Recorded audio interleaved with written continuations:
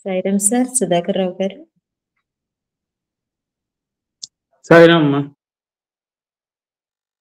Start చేయండి sir. Start చేయొచ్చమ్మా? చేయండి sir, start చేయండి.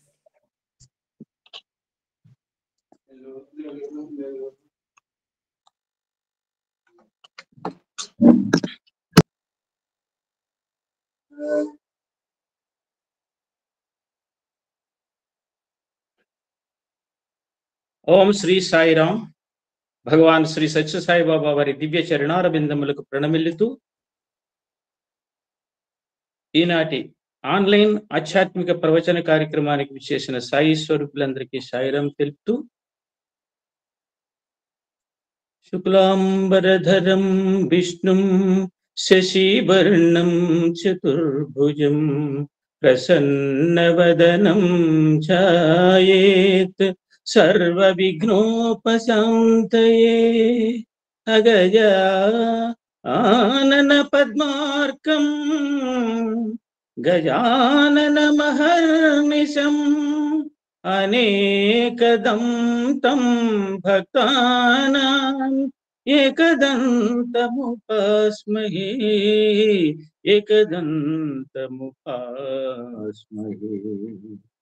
ప్రేమాచల నివాసాయ ప్రేమ గంగా ప్రవాహిని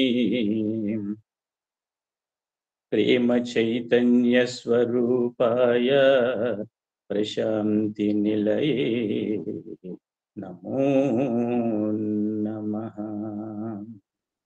ఓం శ్రీ గణేశాయ నమః.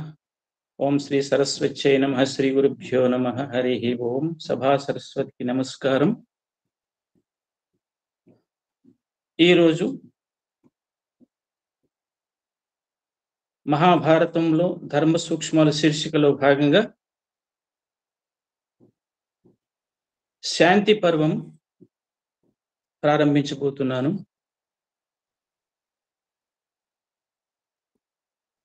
ఇంకా 7 పర్వాలు మిగిలి ఉన్నాయి. సుదీర్ఘకాలం ఏఎస్బి ఛానల్ నిర్వహించిన అనుభవంతో శ్రీ ఎంఎల్ఎన్ గారు చెప్పిన ఇంకొక 7 సత్సంగాలు తీసుకోండి సార్. అదే సార్, శ్రీ ఎంఎల్ఎన్ గారు నాకు ఇచ్చిన సలహా శిరోధార్యంగా భావిస్తూ, యాక్చువల్గా నేను శాంతి పర్వం అనుశాసనిక పర్వం ఫినిష్ చేద్దాం అనుకున్నా, కానీ శాంతి పర్వమే చాలా వైడ్ గా ఉంది కాబట్టి I will try my level best to complete Shanti Parvam today. దీన్ని శాంతి పర్వం నుంచి మిగిలిన 7 పర్వాలు కూడా శాంతి సప్తకము అంటారు దీన్ని. అంటే శాంతి పర్వము, అనుశాసనిక పర్వము, అశ్వమేధ పర్వము, మౌసల పర్వము, ఆశ్రమ పర్వము, తర్వాత మహాప్రస్థాన పర్వము, స్వర్గారోహణ పర్వము, ఇలా 7 పర్వాలు ఉన్నాయి. వీటన్నిటిని శాంతి సప్తకము అంటారు అన్నట్టు. ఈ శాంతి పర్వం ఎందుకంటే యుద్ధానంతరము ధర్మరాజులో చెలరేగిన అశాంతిని నివారించే ప్రయత్నంతో శాంతి పర్వం ప్రారంభమవుతుంది అన్నమాట.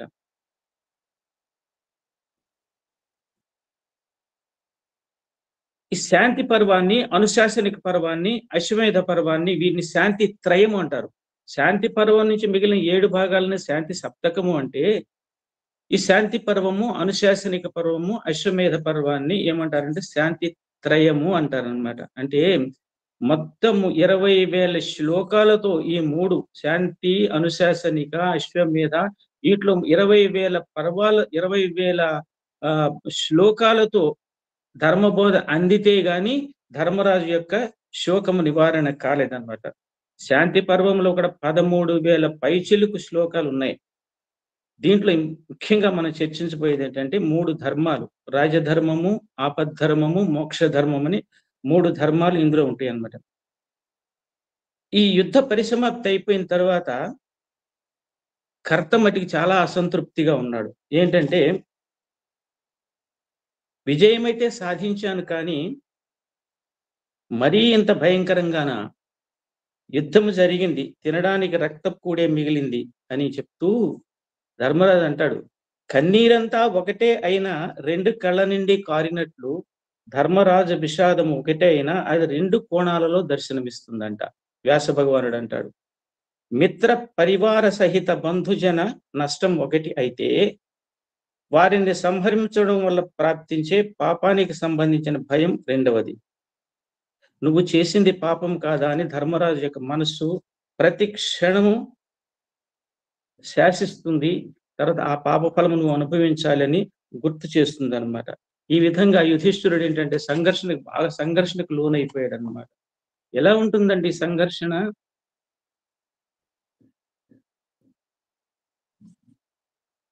యుద్ధానికి ముందు రాజ్యము లభించలేదని సంఘర్షణ, యుద్ధానంతరం రాజ్యం లభించిందని ఘర్షణ. ఈ రెండు కూడా, యుద్ధానంతరం రాజ్యం లభించలేదని, యుద్ధానంతరం రాజ్యం లభించినా కూడా ఇతనికి సంఘర్షణకి లోనయ్యాడు అనమాట. కారణం ఏంటంటే ఎప్పుడు కూడా లోకంలో ఎలా ఉంటుందంటే ఉన్నప్పుడు ఘర్షణే, లేనప్పుడు ఘర్షణే, ఉన్నవాడికి ఘర్షణే, లేనివాడికి ఘర్షణే, ఉన్నవాడికి ఉన్నదని ఘర్షణ, లేనివాడికి లేదని ఘర్షణ. ఇలాగా ఎవరి ఘర్షణ వారికి ఉంటుందన్నమాట. ఈ తర్వాత ఉత్తర క్రియలు, ఉదక కర్మలు కూడా అందరికీ నిర్వర్తించేస్తారు. నిర్వర్తించేసిన తర్వాత ఒకరోజు నారద మహర్షి వీళ్ళు ఏం చేస్తారంటే శౌచం బదిలించుకోవడానికి ఉత్తర క్రియలు అయిన తర్వాత ఉత్తర క్రియల కోసం గంగానది తీరంలో గుడారాలు వేసుకుని ఉంటారు. ఈ లోపల నారద మహర్షి ఒక రోజున వస్తాడనమాట. వచ్చి ధర్మజ, మాధవుని అనుగ్రహం చేత, ముఖ్యంగా ధర్మం చేత ఈ రాజ్యాన్ని జయించావు నాయన. ఇప్పుడు మీరందరూ సుఖంగా ఉన్నారు కదా, రాజ్య సంపద లభించింది కదా, కష్టాలన్నీ తీరినట్లేనా అని ప్రశ్నించాడు. ప్రశ్నిస్తే ధర్మరాజు అంటాడు, మహాత్మా శ్రీకృష్ణుని అనుగ్రహం వల్ల, భీమార్జునుల పరాక్రమం వల్ల, బ్రహ్మవేత్తల ఆశీర్వాదం వల్ల మేము రాజ్యాన్ని గెలవగలిగాం. కానీ నా హృదయంలో సదా దుర్భరమైన దుఃఖం ఉంటుంది. కారణం ఏంటంటే బంధువులు అందరూ మరణించారు, మిత్రులు గురువులు చనిపోయారు, అభిమన్యుడు ద్రౌపది కుమారులు అందరూ మరణించారు, ఆత్మీయులందరినీ పోగొట్టుకుని నేను సాధించిన విజయము అపజయమై నన్ను బాధిస్తుంది అని చెప్తూ మహర్షి అన్నిటికన్నా ముఖ్యంగా కర్ణుడి మరణం నన్ను కృంగదీస్తుంది. మా జ్యేష్ఠ భ్రాత తిలోదకాలు ఇచ్చే సమయంలో నా తల్లి కర్ణుడు నా సహోదరుడు అని చెప్పింది అనమాట. చెప్తే ఇక్కడ ఒక రహస్యం చెప్తాడు ధర్మరాజు. ఏమంటాడంటే, నేను అర్జునుడిని సతాయించేశాను కర్ణుడిని వధించే వరకు, చేతులారా నా అన్నని నేను చంపుకున్నానని బాధపడుతూ అంటాడు. మహర్షి, ఇప్పుడు ఆలోచిస్తుంటే నాకు ఒక విషయం గుర్తుకొస్తుంది. కురుసభలో దుర్యోధనుడు మమ్మల్ని పరాభవించే సమయంలో కర్ణుడు దుర్యోధనుడితో కలిసి పాండవుల్ని పరాభవించే సమయంలోనంట కర్ణుని ముఖము చూడగానే నా మనసులో కోపం అదృశ్యమైపోయేది. దుర్యోధనుని సంతృప్తి కొరకు కర్ణుడు మమ్మల్ని దారుణంగా నిందించినప్పుడు నేను కర్ణుని చూడలేక దృష్టిని అతడి పాదాలపై నిలిపేవాడిని. వెంటనే ఏమైందంటే కోపమంతా ఎటుపోయేదో నాకు తెలిసేది కాదు. నా హృదయం పరమశాంతిని పొందింది. మహర్షి, కర్ణుని పాదాలు మా అమ్మ కుంతీదేవి పాదాల్లాగా ఉండేవి. ఎందుకని అలా ఉన్నాయి అని ఎంతగానో ఆలోచించేవాడిని, కానీ కారణం నాకు ఇప్పుడు అర్థమైంది మహర్షి అని చెప్తూ, నా సోదరుడిని నేను చేతులారా చంపుకున్నాను, అతడే నా సోదరుడని నాకు ముందు తెలుసుంటే యుద్ధం విరమించి ఉండేవాడిని కదా, ఈ బాధ అంతా నాకు ఉండేది కాదు కదా అని బాధపడుతుంటాడు అనమాట. అయితే నారద మహర్షి అంటాడు, నువ్వెందుకు బాధపడతావు నాయనా, కర్ణుడు నీ వల్ల ఏమీ చనిపోలేదు, అర్జునుడి వల్ల ఏమీ చనిపోలేదు, అనేక శాప కారణాల వల్ల కర్ణుని వధ జరిగింది, కానీ వేరే కారణం కాదు, నువ్వు చింతించాల్సిన అవసరం లేదు అని చెప్పేసి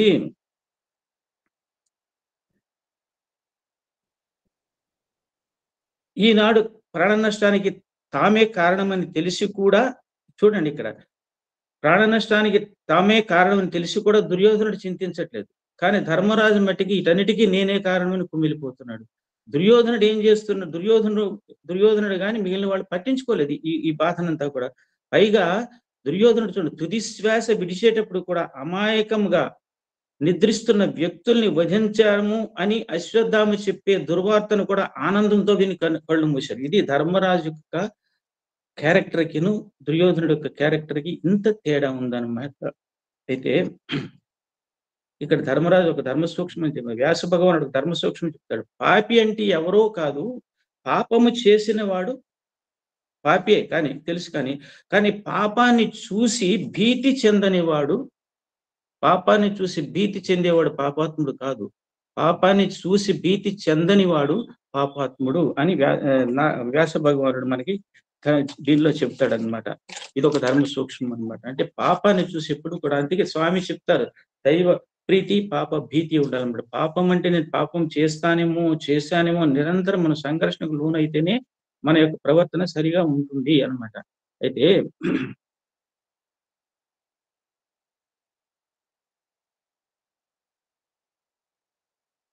అర్జునుడి వంక చూస్తాడనమాట. ఇదంతా నారద మహర్షి వెళ్ళిపోతాడు. అర్జునుడి వంక చూసి అంటాడు, అర్జున, ఈ విజయము నాకు ఏమీ ఆనందాన్ని కలిగించటలేదు. కానీ ఈ పశ్చాత్తాపంతో నేను కుమిలిపోతున్నాను. నేను వనాలకు పోయి తపస్సు చేసుకుంటాను అంటే అర్జునుడు అంటాడు, అన్న, నువ్వు ఇంత ధర్మపన్నాలు ఇప్పుడు చెప్పే బదులు యుద్ధం ముందే చెప్పుంటే అందరం పోయి వనాల్లో తపస్సు చేసుకునే వాళ్ళం కదా, ఇప్పుడు ఎందుకు ఈ మాటలు మాట్లాడి మమ్మల్ని బాధిస్తావు అని చెప్తే, అలాగే మునివృత్తి స్వీకరించడం నీ అభిమతం అయితే ఈ భయంకర యుద్ధాన్ని నువ్వు ఎందుకు చేశావు అని సోదరులందరూ కూడా నిలదీస్తారన్నమాట. ఈ లోపల ధర్మదర్శినైన ద్రౌపది ముందుకు వస్తుందన్నమాట. ఎంత చక్కగా మాట్లాడుతుందో చూడండి ఆవిడ. మహారాజా, ఈ రాజ్యము మీకు ఎలా ప్రాప్తించింది? ఇది పాండిత్యానికి జరిగిన సన్మానమా, దానము చేయడం వలన కలిగిన ఫలమా, యజ్ఞ యాగాది కార్యక్రమాలకు ప్రతిఫలమా? మహారాజా, చతురంగ సేనలతో విజృంభించి భీష్మ, ద్రోణ, కర్ణ మొదలగు వీరులను జయిస్తేనే మనకి రాజ్యం వచ్చింది. రాజా, సర్వ ప్రాణులయందు మైత్రి, దానము, వేదాధ్యయనము, తపస్సు అనేవి బ్రాహ్మణుడు ఆచరించవలసిన ధర్మాలు. అవి క్షత్రియ ధర్మాలు కావు. అంటే తపస్సు నీ క్షత్రియ ధర్మం కాదు అని అన్యాపదేశంగా చెప్తుంది. రాజా, ధృతరాష్ట్రుని బిడ్డలు ధర్మచ్యుతులు, ధర్మ దూరులు, దురాచారులు. మీరు కూల్చింది వీళ్ళనే గాని మహాత్ముల్ని కాదు. అధర్మ పరులైన వారిని క్షాత్ర ధర్మంతో మీరు వధించడం ధర్మసమ్మతమైన కార్యక్రమం. రాజా, మీరు బాధపడవద్దు. దానివల్ల మీకు ఏమీ అపచారము అంటదు. పాపమే లేనప్పుడు పశ్చాత్తాపం ఎందుకు అని ఇంకొక విషయం చెప్తుంది. పగబట్టిన పాముని ఎలాగైనా చంపవచ్చు, క్రూర మృగాన్ని ఎలా వధించినా దోషం లేదు అని చెప్తుంది అనమాట. ఈలోగా ఇలా జరుగుతూ ఉండగా వ్యాస మహర్షి రంగ ప్రవేశం చేస్తాడనమాట. చెప్పి అంటాడు, ధర్మజ, కాలం రానిదే ఎవడు పుట్టడు చావడు కూడా.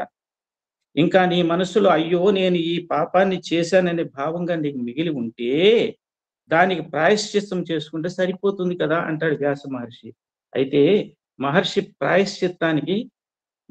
ప్రాయశ్చిత్తానికి నాకు మార్గాన్ని సూచించమని వ్యాసుణ్ణి ప్రార్థిస్తాడు. అప్పుడు వ్యాస మహర్షి అంటాడు, అశ్వమేధ మహాయజ్ఞమే దానికి ప్రాయశ్చిత్తము. అశ్వమేధ యజ్ఞాన్ని చక్కగా ఆచరించు నాయన, అప్పుడు పాపరహితుడు అవుతావు నువ్వు అని చెప్పి ఉన్నంత సమయంలో ధర్మ సూక్ష్మాలను వివరించి, ఇంకా నీకేదన్నా ధర్మ సందేహాలు ఉంటే నాయన అంపశయ్య మీద భీష్ముని దగ్గరికి వెళ్తే నీ సందేహాలన్నీ ఆయన నివృత్తి చేస్తాడు అని చెప్పి, ఆయన సర్వజ్ఞుడు, గంగానందనుడు సర్వజ్ఞుడు, ఆయన సర్వధర్మ విధుడు అని తెలుపుతాడు అనమాట వ్యాస మహర్షి.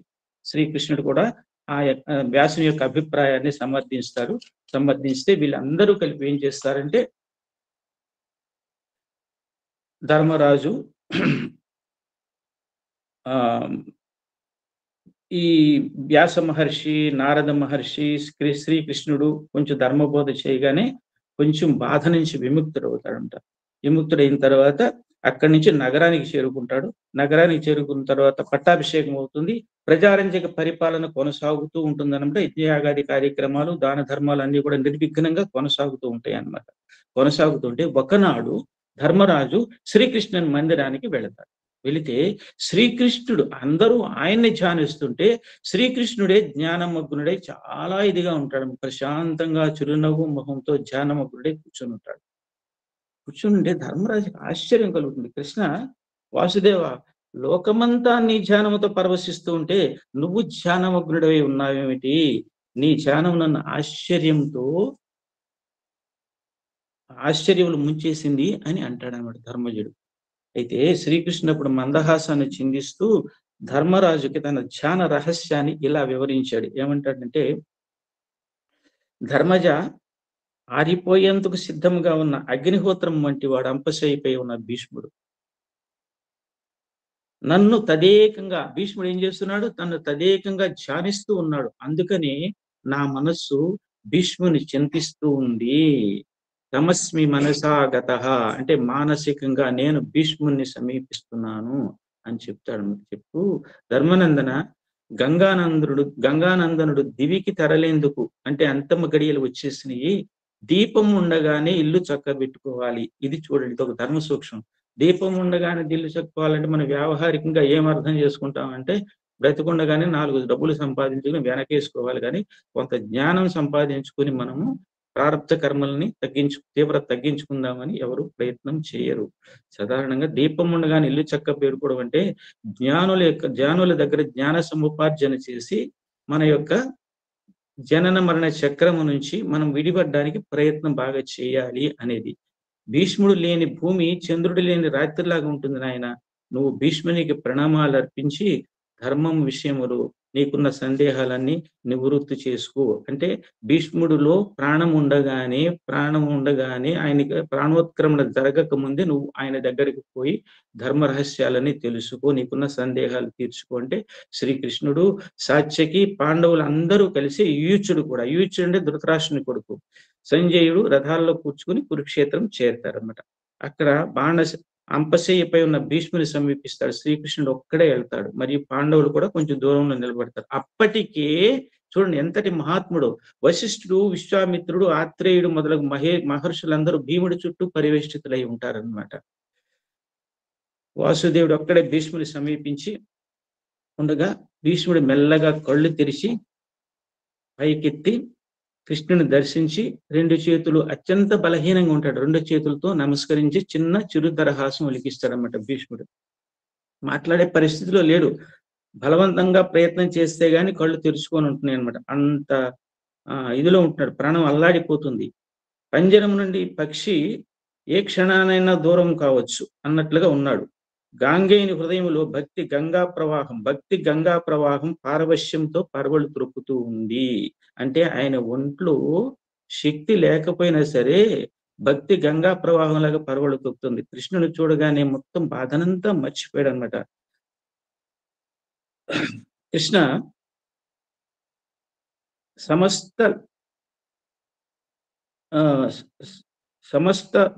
సమస్త లోకముల పుట్టుకకు వినాశానికి నువ్వే కారణం కదా, కర్తవు నీవే, సంహర్తవు నీవే, నీవు అజేయుడు అని మనస్ఫూర్తిగా ప్రార్థించాడు అని చెప్తూ ప్రాణం విలవెల్లాడిపోతుంది. ఇంకా ప్రాణోత్క్రమణ సమయం వచ్చేసింది. అయినా సరే భీష్ముని హృదయంలో మటుకి భక్తి దీపం అంట. వ్యాస భగవానుడు అంటాడు, భీష్ముని హృదయంలో ప్రాణం విలవెల్లాడుతున్న భీష్ముని హృదయంలో భక్తి దీపము జాజ్వల్యమానంగా వెలిగిపోతుంది అన్నమాట. అయితే మాధవుడు మందహాసాన్ని చిందిస్తాడు. మాధవుడు ఎప్పుడైతే మందహాసం చిందించి భీష్ముడిని తదేకంగా కళ్ళల్లో కళ్ళు పెట్టినట్టు చూస్తే ఏమవుతుందంటే, ఒక్కసారి భీష్ముడి యొక్క దేహం గగుర్పాటు చెందిందంట. గగుర్పాటు చెంది దేహంలో గుచ్చుకొని ఉన్న బాణాలు ఆ గగుర్పాటికి కొద్దిగా కదిలాయట. ఎంత చక్కని వర్ణన చూడండి. అతని ఒళ్ళు పులకరించిపోయింది అనమాట దివ్య దర్శనంతో, కృష్ణుడి దివ్య దర్శనంతో. ఆ పులకరింపుకు ఏమవుతుంది, ఆ గగుర్పాటికి ఒంట్లో బాణాలు కూడా, అంపశయ్య మీద ఉన్న బాణాలు కూడా అలా అలా కదిలాయి అనమాట. కాబట్టి ఇక్కడ దివ్య సందర్శనం, దివ్య రూపాన్ని దర్శింపజేస్తాడన్నమాట భీష్ముడి చేత. ఎలాగంటే, జగన్నాథుని శిరస్సు ఆకాశమంతా వ్యాపించిపోయిందంట. పాదాలు భూమంతా కమ్మేసాయి, అవనిని కమ్మేసింది. భుజాలు దిక్కులు చుట్టేశాయి. నేత్రాలలో సూర్యచంద్రులు నిలిచిపోయారు. బంగారు వన్నెకల్ల వస్త్రాన్ని ధరించి నల్లని అవిసెపు వంటి వర్ణంతో శోభించే కృష్ణుని దేహము మెరుపుతో కూడిన మేఘంలాగా భాషించిందంట భీష్ముడికి. కృష్ణ, దివ్యమైన సనాతనమైన నీ అద్భుత రూపం నాకు గోచరిస్తుంది అని నమస్కరించాడు భీష్ముడు. అయితే ఇక్కడ మనకి ఎలా ఉంటుందంటే, మనం కూడా స్వామిని ఎన్నోసార్లు సందర్శిస్తాం. అన్నమయ్య నాకు సందర్భోచితంగా గుర్తొచ్చింది. అన్నమయ్య కూడా వెంకటేశ్వర స్వామిని చూసి ఆ దివ్య మంగళ విగ్రహం దర్శించిన తర్వాత పులకించిపోతాడనమాట. అలాగే భీష్ముడు కూడా పులకించిపోయాడము. ఆ సందర్భంలో మన అన్నమయ్య కీర్తన ఒక 2 లైన్లు అనుకుందాం అనమాట. నేనేమి శాస్త్రీయ సంగీతం వచ్చినోడు కాదు. నా శృతి ఏంటో కూడా నాకు తెలియదు. కానీ చిన్నది అనుకుందాం మనం. నిగమ నిగమాంత వర్ణిత మనోహర రూప నగరాజధరుడ శ్రీనారాయణ. నిగమ నిగమాంత వర్ణిత మనోహర రూప నగరాజధరుడ శ్రీనారాయణ. నారాయణ తిరుమల నారాయణ వేద నారాయణ లక్ష్మీ నారాయణ హరిహరి నారాయణ సాయి నారాయణ సత్యనారాయణ. హరే హరే హరే హరే. నిగమ నిగమాంత వర్ణిత మనోహర రూప నగరాజధరుడ శ్రీనారాయణ అని అనుకున్నాడేమో భీష్ముడని నా భావనకు వచ్చిందనమాట. అంటే ఆ అందం ఎలా ఉందంటే నిగమ నిగమాంత వర్ణిత. నిగమ అంటే వేదములు, నిగమాంత అంటే ఉపనిషత్తులు. వేదములు వేదాంతాలైన ఉపనిషత్తులు కూడా స్వామి యొక్క సౌందర్యాన్ని వర్ణించలేక చేతులెత్తేసాయి. అటువంటి దివ్య మంగళ విగ్రహాన్ని దర్శించి భీష్ముడు పులకాంకితుడైపోయాడు అనమాట. ఈ విధంగా అయిపోయిన తర్వాత శ్రీకృష్ణుడు చెప్తాడనమాట, మహాత్మా భీష్మ బంధువుల మరణాన్ని చూసి ధర్మరాజు విచలితుడైపోయి ఉన్నాడు. దానంతకి తానే కారణం అనుకుని తనది కాని తప్పుని తనపై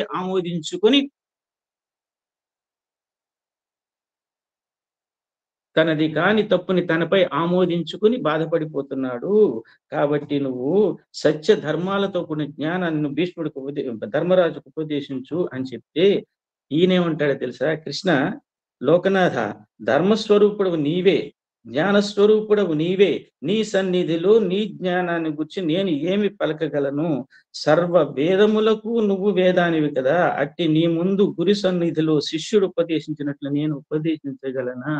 నీ ముందు బృహస్పతి కూడా నోరు విప్పలేడు, నేను ఏ పాటి వాడిని అని చేతులు ఎత్తి నమస్కరించితే అప్పుడు అంటాడు అని ఇంకొక మాట కూడా అంటాడు. కృష్ణుడు అంటాడు, భీష్మ నేను జ్ఞాన సముద్రునే కాదని అంటలేదు, కానీ అనుభవ జ్ఞానము కావాలి ప్రపంచానికి. ఇప్పుడు సముద్రంలో నీరు త్రాగడానికి పనికిరాదు. ఆ నీరు పైకి సూర్యుడి చేత లాగబడి ఆవిరైతే అది వర్ష రూపంలో వచ్చినప్పుడే ప్రపంచానికి అందుతుంది. కాబట్టి నువ్వు ధర్మశాస్త్రాన్ని అంతా కూడా నువ్వు ఔపోసన పెట్టి అనుభవించావు కాబట్టి నీ అనుభవ జ్ఞానం ప్రపంచానికి కావాలి అని చెప్తూ, గంగయ్య నిన్ను నేను అనుగ్రహిస్తున్నాను. నా అనుగ్రహం చేత నీకు ఆకలి దప్పులు తెలియవు, అలసట ఉండదు, అశక్తత ఉండదు, బుద్ధి ప్రస్ఫుటంగా స్ఫురిస్తుంది, మనస్సు సత్వప్రధానంగా ఉంటుంది. నేను ప్రసాదించిన జ్ఞాన నేత్రంతో సర్వులను సమస్తాన్ని గ్రహిస్తావు భీష్మ. నీ ధర్మ జ్ఞానాన్నంతా కూడా ధర్మరాజుకు వినిపించు అని శ్రీకృష్ణుడు చెప్పగానే పైనుంచి దేవతలు సుమవర్షం కురిపించారన్నమాట. మహర్షులంతా కూడా శ్రీకృష్ణుడిని కూడా ధ్యానించారు, పూజించారు, అర్చించారు అనమాట. అలాగా సూర్యుడు అస్తాద్రికి చేరిపోయాడు. భీష్ముడు, శ్రీకృష్ణుడు, ధర్మరాజులందరూ కూడా ఆమంత్రించి ఋషులు కూడా వెళ్ళిపోయారు. వెళ్ళిపోయిన తర్వాత వస్తాడనమాట జ్ఞానబోధ వినడానికి. పాండవులు, శ్రీకృష్ణుడు తెల్లవారి వస్తామని చెప్పేసి భీష్ముడితో చెప్పేసి ప్రదక్షిణ నమస్కారాలు చేసి వాళ్ళు వెళ్ళిపోతారు. అది ధర్మబోధ నెక్స్ట్ డే, మరుసటి రోజు జరుగుతుంది అనమాట. తూర్పు తెల్లవారింది.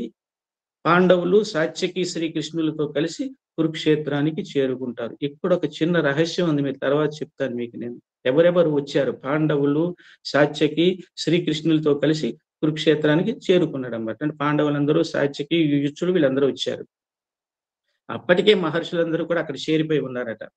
దేవగణాలతో పరివేష్టితుడై ఉన్న బ్రహ్మదేవునిలాగా భీష్ముడు శోభిస్తున్నాడు అనమాట. అప్పటికి 56 రోజులు అంపశయ మీద ఉంటాడు. కానీ అప్పటికి ఏంటంటే కొన్ని రోజులు అయిపోయి 29 రోజులు మాత్రమే మిగిలి ఉందన్నమాట. కాబట్టి నారద మహర్షి చెప్తాడు, ధర్మజ ఇంకా 29 రోజులు మాత్రమే ఇంకా ఈ లోకంలో ఉంటాడు భీష్ముడు. కాబట్టి నీ ధర్మ సందేహాలన్నీ నివృత్తి చేసుకో అని చెప్పేస్తే భీష్ముడు శ్రీకృష్ణుని వంక చూస్తాడు మళ్ళీ ఒకసారి పర్మిషన్ కోసం అన్నమాట. మాధవ, నీవు ధర్మజ్ఞుడవు, సర్వధర్మ స్వరూపుడవు, నువ్వే ధర్మరాజుకు ఉపదేశించవచ్చు కదా, నన్నెందుకు నియమిస్తున్నావు అని ప్రశ్నించాడట. అప్పుడు భీష్మ, నీకు గొప్ప కీర్తి నిలవాలి నా అభిప్రాయం, అందుచేత నా జ్ఞానమంతా నీ బుద్ధిలో నిక్షిప్తం చేస్తున్నాను. ఈ ప్రపంచంలో ఉన్నంత వరకు నీ కీర్తి చిరస్థాయిలా ప్రకాశిస్తూ ఉంటుంది అని చెప్పి అలాగానే భీష్ముడు ఏం చేస్తాడంటే ప్రవచనం ప్రారంభిస్తాడు. ఇక్కడ ఒక ధర్మ సూక్ష్మం ఉంది. ఎప్పుడైనా సరే ఒక విషయం మనం వినేటప్పుడు వీడేం చెప్తాడు మనమేం వింటామని ఉండకూడదు. పరిప్రశ్నలు వేస్తే తర్వాత శంకారహితుడిగా ఉండాలి. అంటే సందేహాలు లేకుండా ఇప్పుడు ఎవరన్నా ఏదైనా చెప్తున్నారు అనుకోండి, మనం చాలా we must be good listeners అనమాట. ఎక్కడో చోట మంచి పాయింట్లు మనకు కావలసినవి వస్తాయన్నమాట. కాబట్టి అతన్ని ఇంకా ధర్మరాజుల ఆవేదన ఉంది, నేనే చంపాను అని అతని దగ్గర పూర్వతాపం లేదు, పశ్చాత్తాపం ఉంది. కానీ ఈ విధంగా అతను బాధపడుతున్నాడు కాబట్టి నేను చెప్పే జ్ఞానబోధ పూర్తిగా తలకెక్కించుకోడేమో అని భయం చేత ఏం చేస్తాడంటే శంకారహితునిగా చేయాలి. ముందు అంటే భీముడిని ధర్మరాజుని ఒక మానసికంగా సిద్ధం చేయాలి తన ధర్మబోధ వినడానికి. మీకు ఏ విధమైన ఇది డిస్ట్రాక్షన్స్ లేకుండా అన్నమాట. అయితే యుద్ధం విషయంలో నీ మనస్సులో చోటు చేసుకున్న చింతను దూరం చేసే నాయన, నీవు చేసింది పాపమే కాదు. యుద్ధరంగంలో నిలబడినప్పుడు శత్రు ఎవరైనా సరే వధిస్తే దోషం లేదు, అది క్షత్రియ ధర్మం నాయన. ధర్మపుత్ర, తండ్రులైనా, తాతలైనా, అన్నదమ్ములైనా, గురువులైనా, బంధువులైనా ఎవరైనా సరే చెడు దారిలో ఉంటే అట్టి వారిని సంగ్రామంలో వధించడం ఏ మాత్రము దోషము కాదు నాయన అని చెప్తూ, దానివల్ల నీకు పాపం చేరదు అని చెప్పి ధర్మరాజు మనస్సులోని శంకను మొదట తుడిచిపెట్టేశాడు గంగాపుత్రుడు. ఇది అండి జ్ఞానుల యొక్క లక్షణం. చూడండి ఎంత జాగ్రత్తగా ప్రారంభించాడు.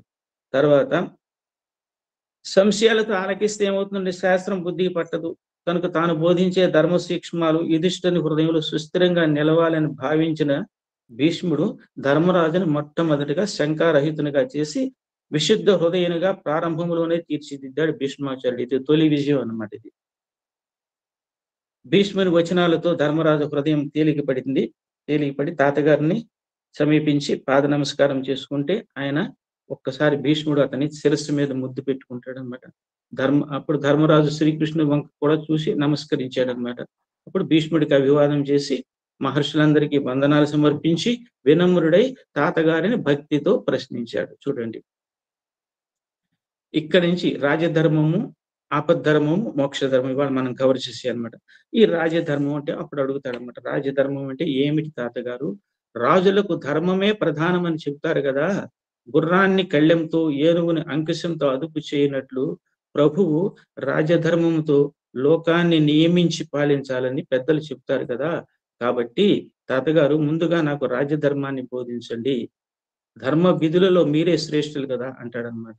అప్పుడు ఈ శాంతి పర్వములో మొత్తం 3 రాజధర్మము, ఆపద్ధర్మము, మోక్షధర్మము ఇవి చాలా చాలా ఇంపార్టెంట్ అనమాట. చాలా విస్తృతంగా ఉంటాయి. దాన్ని కొంచెం సంక్షిప్తం చేసి సారాంశం చెడిపోకుండా నేను ప్రయత్నం చేస్తాను అనమాట. ఇక్కడ చూడండి, భీష్ముడు కూడా జ్ఞానులు ఎలా ఉంటారంటే మంగళాచరణం చేసి ఆయన మనసులో భగవంతుని ప్రార్థన చేసిన తర్వాత చెప్తాడనమాట, నాయన మొట్టమొదట నువ్వు పాటించవలసింది ఏంటంటే ధర్మాన్ని నశింపచేసే దుష్టులను, సమాజ అభ్యుదయానికి కంటకాలుగా మారిన పాపిష్టులను వధించడంలో ప్రభువు అసలు వెనకంచి వెయ్యకూడదు నాయన. మేధావులు కానీ ధర్మచ్యుతులు అయితే వాళ్ళని మటుకు దూరంగా ఉంచు తప్ప మేధావుల్ని హింసించకు. అది మొట్టమొదటి, అంటే దుష్ట వధ చేయాలి నువ్వు అని చెప్పి. రాజుకి క్షమాగుణం ఉండాలి నాయన. అంటే అలాగని నీచ మానవుడిని శిక్షించకుండా ఉండకూడదు, క్షమిస్తూ పోతే అది రాజకీయ ప్రమాదం అవుతుంది. క్షమాగుణం ఉండొచ్చు కానీ మరీ అంత క్షమాగుణం ఉండకూడదు, నీచుల్ని క్షమించాల్సిందే. నీ వాళ్ళని కానీ వదిలిపెడితే రాజ్యంలో అరాచకం ప్రబలిపోతుంది. కాబట్టి క్షమాగుణం కూడా తగినంతగా ఉండాలి, నీకు అవసరమైనప్పుడు దాన్ని ఉపయోగించాలి అని చెప్తూ, రాజు మరీ మెత్తగా ఉండకూడదంట, మరీ పువ్వులాగా మెత్తగా ఉండకూడదు నాయన అలాగని రాయిలాగా కర్కశంగా కూడా ఉండకూడదు అని చెప్తూ వ్యాస భగవానుడు ఉపమానం చెప్తారు. వసంత ఋతువులో సూర్యునిలాగా ఉండాలట రాజు. అంటే వసంత ఋతువులో సూర్యుడు అంటే మరీ వేడిగా ఉండడంట, అలాగని చల్లగాను ఉండంట. కాబట్టి రాజు కూడా ప్రజల విషయంలో అలాగే వసంత ఋతువులో సూర్యుడిలాగానే ప్రవర్తించాలి అని చెప్తాడన్నమాట. తర్వాత రాజు కూడానంట స్వార్థ త్యాగం చేయాలి. అంటే ఎలా ఉండాలంటే గర్భవతి అయిన స్త్రీలాగా ఉండాలంట రాజు. అంటే నిండు చూలాలు చూడండి, బిడ్డ క్షేమాన్ని కాంక్షించి తనకు ప్రియమైన పదార్థాలను భక్షించకుండా ఎలా ఉంటుందో, రాజైన వాడు తన ప్రజలకు మేలు చేసే కార్యక్రమంలో కూడా స్వార్థాన్ని త్యాగం చేయాలన్నమాట. ఈ విధంగా చేస్తూ ఇంకొక మంచి పాయింట్ చెప్తాడు. రాజు ఎప్పుడు కూడా సేవకులతో పరిహాసాలు ఆడకూడదంట. మనం కూడా చూడండి, చాలా మందికి ఒక బ్యాడ్ హ్యాబిట్ ఉంటుంది. పని మనుషులతోనూ, డ్రైవర్లతోనూ ఒక్కొక్కసారి అసందర్భంగా కొంచెం పరిహాసాలు ఏం చేస్తారంటే నెక్స్ట్ స్టెప్‌లో, నెక్స్ట్ మూవ్‌మెంట్‌లోని వాళ్ళు కొంచెం అడ్వాంటేజ్ తీసుకుంటారు. అలాగే రాజు కూడా ఏంటంటే సేవకులతో రాజు పరిహాసాలు ఆడకూడదు. అలా చేయడం వల్ల వారి దృష్టిలో రాజు చాలా చులకనైపోతాడు. ఆ తరువాత వారి చేత కార్యాలను చేయించడం కష్టతరం అయిపోతుంది. అది. తర్వాత గొప్ప కార్యాలు సాధించిన వారిని, పండితులను, జ్ఞానులను సన్మానం చేయాలంట. అంటే మనిషికి ఒక గుర్తింపు ఉండాలన్నమాట. ఒక పొగడుతో లేకపోతే ఏదో ఒక సన్మానము చేస్తే వాళ్ళు ఏం చేస్తారంటే మరింత శ్రద్ధగా వాళ్ళు ఉంటారన్నమాట. చేస్తూ సందేహాస్పదంగా చరించే వారిని మటుకు అదుపులో తీసుకోవాలండి. అంటే ఎప్పుడు కూడా రాజు 4 కళ్ళతో చూడాలన్నమాట. ఎవరు వాళ్ళ మూవ్‌మెంట్స్ అన్నీ కూడా, వాళ్ళ కదలికలన్నీ గమనిస్తూ సందేహాస్పదంగా చరించే వాళ్ళని అదుపులో తీసుకోవాలి ముందు. తర్వాత అర్హులు కాని వారికి పదవులు కట్టబెట్టకూడదు. ఉద్యోగుల్ని బాధించకుండా పని చేయించుకోవాలంటే ఓవర్‌లోడ్ కూడా వాళ్ళ మీద వేయకూడదు. ఇది. తర్వాత యోగ్యతను బట్టే పదవులను, ఉద్యోగాలను ఇవ్వాలి. ఈ విషయంలో రాగద్వేషాలతో రాజు వర్తించకూడదు. ఇప్పుడు చాలా వరకు జరిగేదేంటంటే మావాడే, మనవాడే క్యాస్ట్ ఫీలింగులన్నమాట.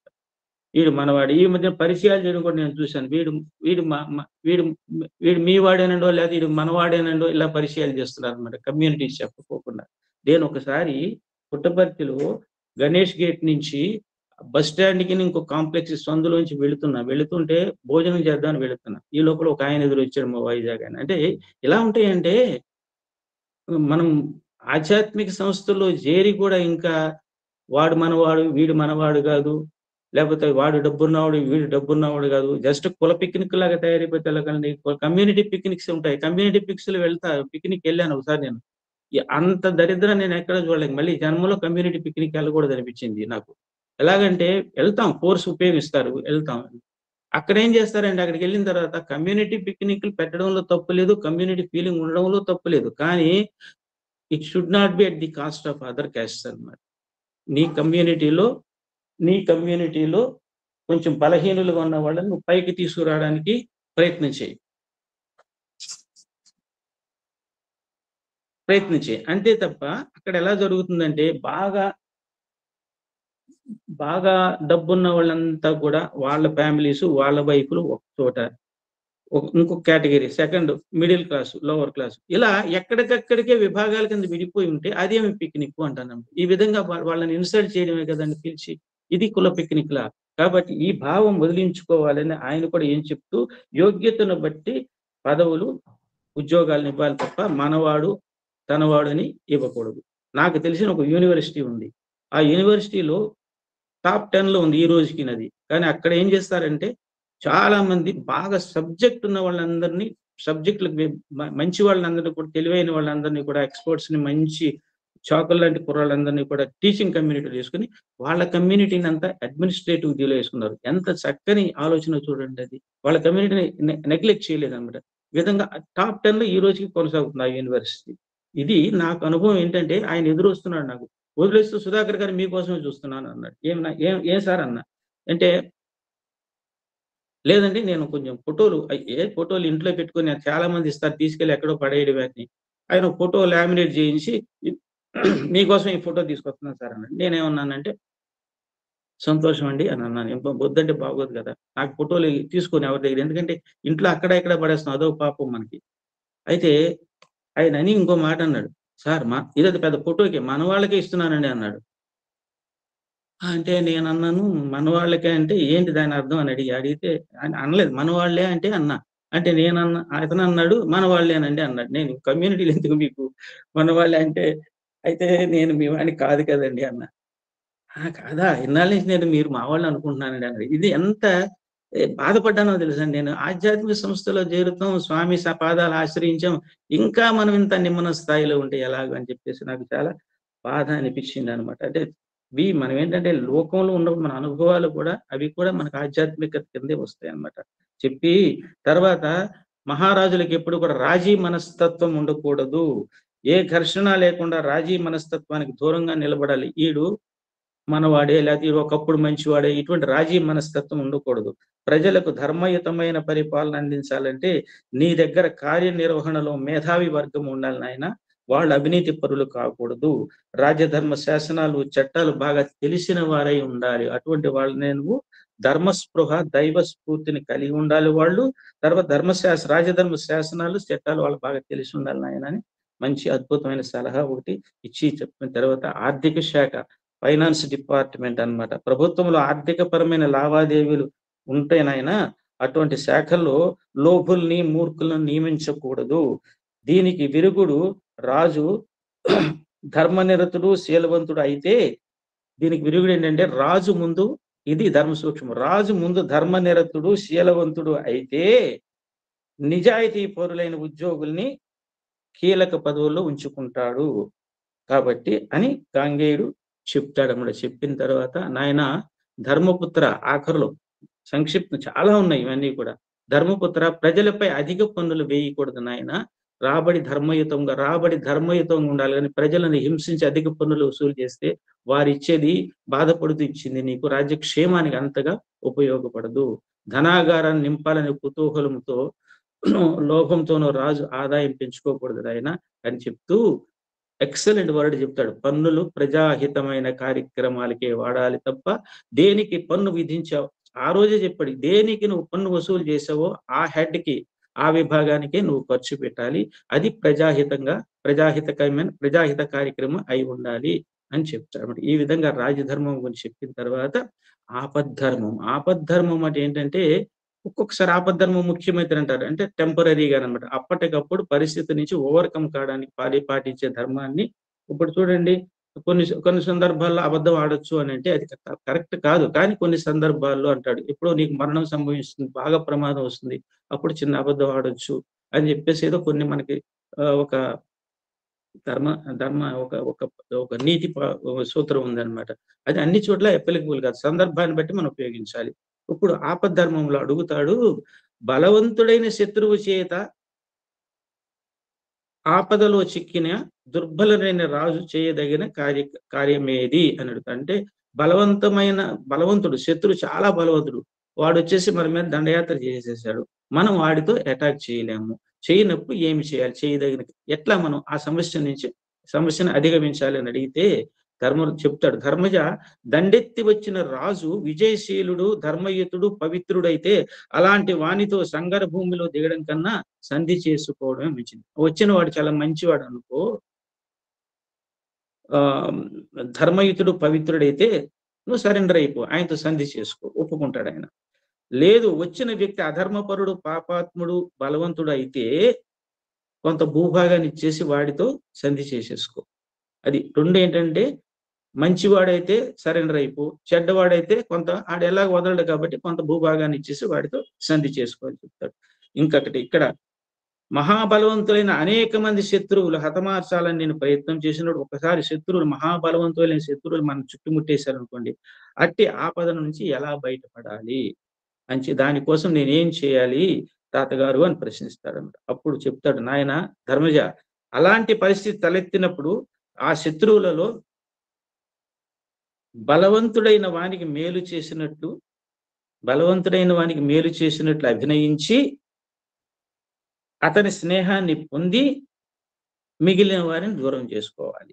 అలా అందరూ దూరమైన తరువాత అతడిని కూడా వదిలిపెట్టాలి. ఇది ఆయన చెప్పింది. అందరూ బలవంతులైన శత్రువులను చుట్టుపెట్టినప్పుడు వీళ్ళందరిలో బలవంతుని సెలెక్ట్ చేసుకున్న తర్వాత వాడికి ఏదో మేలు చేసినట్లు నటించి అతని ఆ సమస్య వదిలే వరకు, మిగిలిన శత్రువులు నీకు దూరం అయ్యే వరకు వీడితో స్నేహాన్ని అభినయించారన్నమాట. అతని పొంది మిగిలిన వారందరిని దూరం చేసుకున్న తర్వాత తర్వాత వీడిని కూడా దూరం చేసుకో, నువ్వు వీడితో కంటిన్యూ చేయకు స్నేహాన్ని అని చెప్తూ చిన్న ఉపాఖ్యానం చెప్తాడు అన్నమాట, చిన్న కథ చెప్తాడు భీష్ముడు. ఇక్కడ ఎలాగంటే ఒక అరణ్యంలో ఒక పెద్ద మర్రి చెట్టు మొదల్లో కలుగులోనంట ఒక ఫలిత దాని పేరు ఫలిత PALITA ఫలితమని ఎలుక ఉండేదట. అదే మర్రి చెట్టు కొమ్మ పైన అంట లోమశ అనే పిల్లి ఉండేదంట. అంటే కింద ఎలుక పైన పిల్లి ఉండేది అనమాట.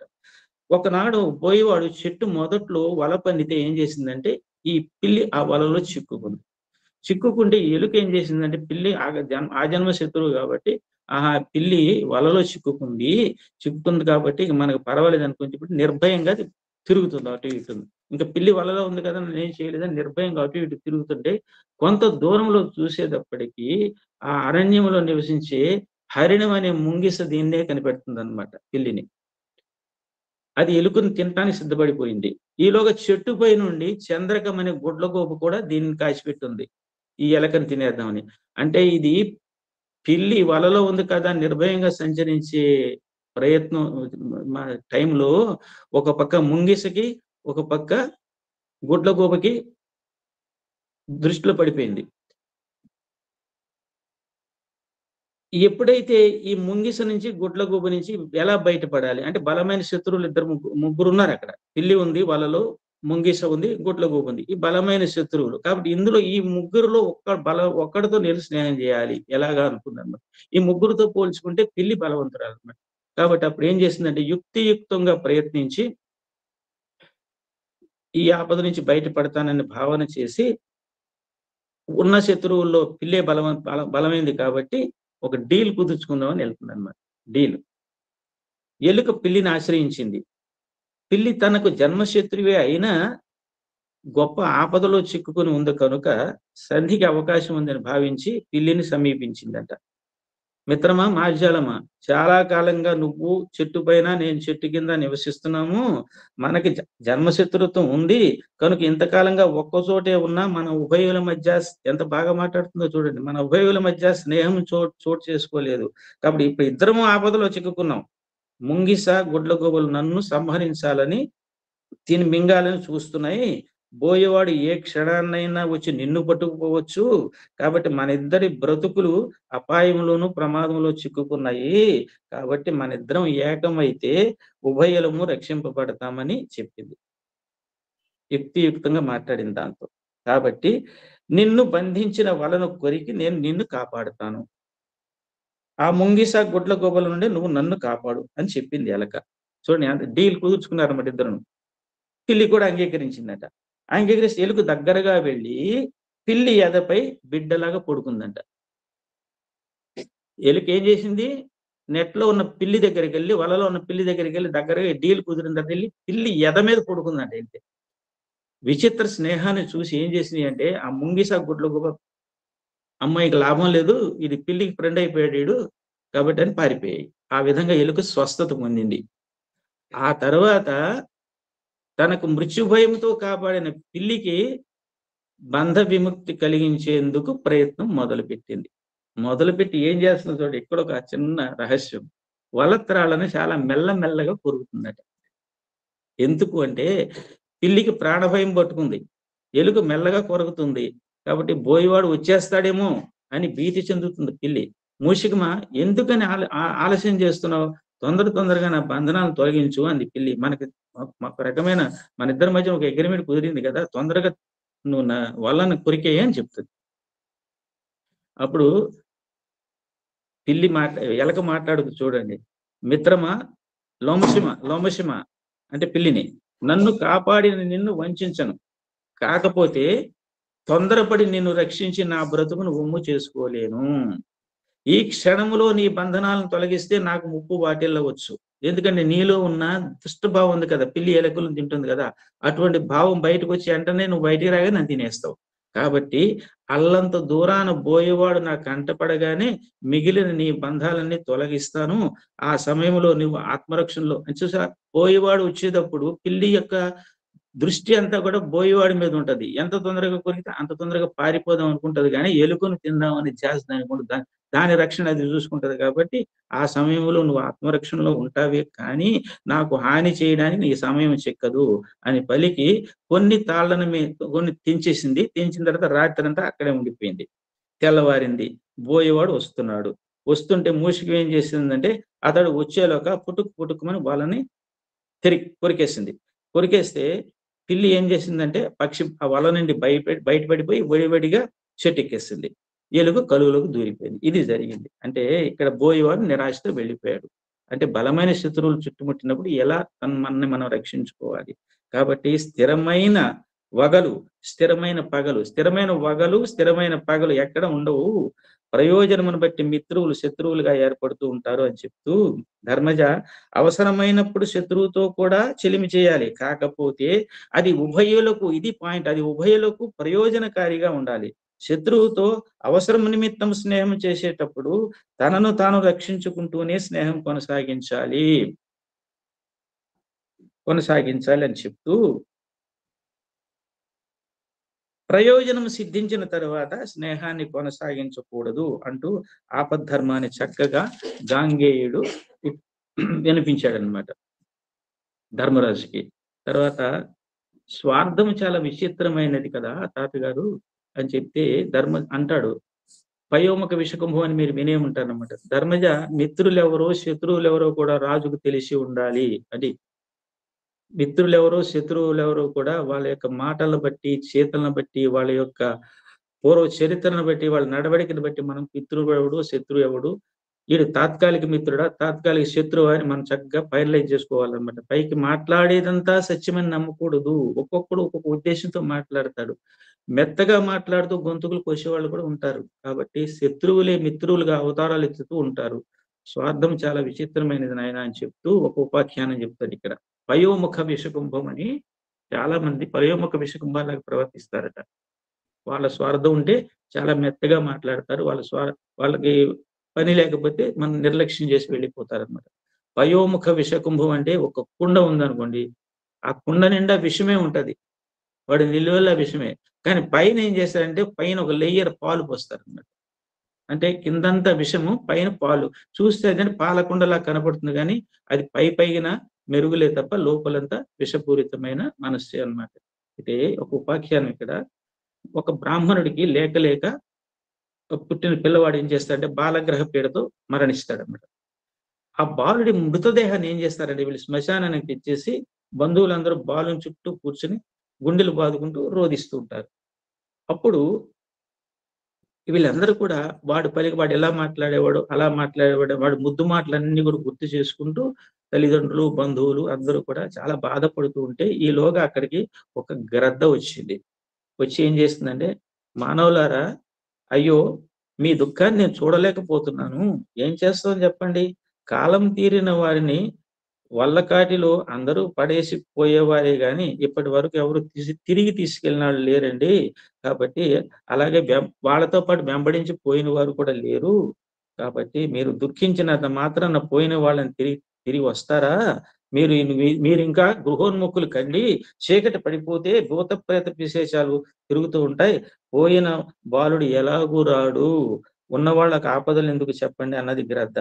గ్రద్ద పలికిన వచనాలకు ఆలకించిన బంధువులు బాగానే ఉన్నాయి, ఈ మాట లేదు అనుకుని బయలుదేరేందుకు సిద్ధపడ్డారట. ఈలోగా అక్కడికి ఒక నక్కొచ్చిందట. ఆ నక్కేముంది? అయ్యో మానవులారా, మీకేం మతి లేదా ఏంటి? ఒక్కగానొక్క పిల్లవాడు పోయాడని రోదిస్తున్నారు. ఇంతలోనే అతనిని పడేసి తిరిగిపోతున్నారా? ఇదేనా మీ ప్రేమలు? సూర్యుడు ఆకాశాన్ని కనిపిస్తూనే ఉన్నాడు కదా. మీ ప్రేమ పాశాన్ని తెంచుకుని పోవడానికి మీ మనస్సు ఎలా అంగీకరించింది? సూర్యకాంతి కనపడుతుంది కదా. ఇంకొంచెం సేపు మనసారా దుఃఖపడండి, ఏడ్చుకోండి. భయం ఎందుకు? ఏ సమయానికి ఏమి జరుగుతుందో ఎవరికి తెలుసు? మీ పిల్లవాడు పునర్జీవితుడు కావచ్చు కదా అని అంది నక్క. దీని తెలివితేటలు ఇది. మానవులారా, ఈ బాలుడి రూపం చెప్తుందన్నమాట ఆ నక్క. బాలుడి రూపం రేపు ఉంటుందా? ఇల్లు ఎక్కడికి పోతుంది చెప్పండి? బాగా ఏడవండి. మీకు ప్రియమైన బాలుని ఎక్కువసేపు చూడండి. మళ్ళీ కావాలంటే మీరు చూడలేరు కదా. మళ్ళీ ఇంకా చూసేది ఏముంటుంది మీరు అన్నది నక్క. ఆ మాటలతో చెల్లించిపోయిన బంధువులు ఆ బాలకుడిని పట్టుకుని మళ్ళీ రోధించడం మొదలుపెట్టారు. అప్పుడు గ్రద్ద మళ్ళీ వచ్చింది. అయ్యో పిచ్చి జీవులారా, బుద్ధి లేని ఆ నక్క చెబితే మీరు ఏడవడమే పనిగా పెట్టుకుంటారా మీరు? ఏడ్చి సాధించేది ఏముంటుంది?